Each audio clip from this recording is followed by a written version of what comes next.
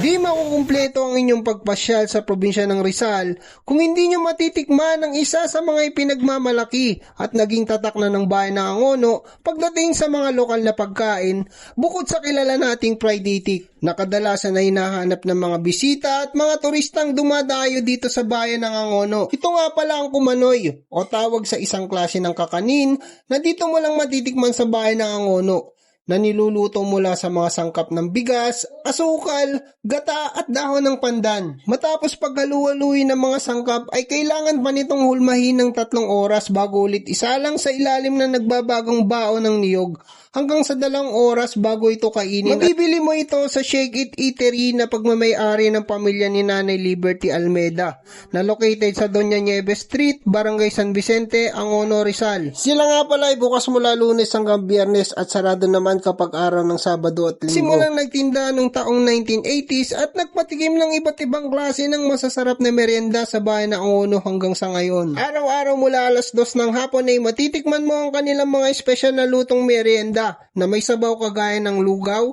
sopas, champurado at ginataang munggo.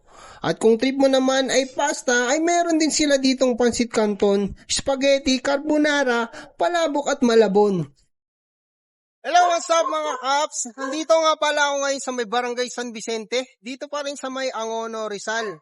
At meron nga pala tayong pinuntahan dito na isang sikat na kainan, bilihan ng mga merienda. Ito lang sa may paglagpas ng Arco, sila po ay nagseserve simula noong 1980, yung kanilang tindahan. So, dito mo mabibili nga pala yung isa sa mga kilalang kakanin dito sa Angono, Rizal. Ito yung kumanoy. Samahan nyo ako dito mga kaps.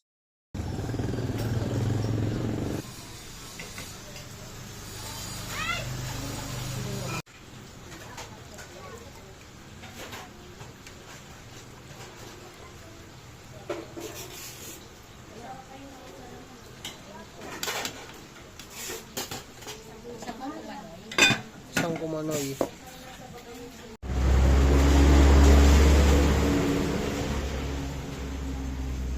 Thank you.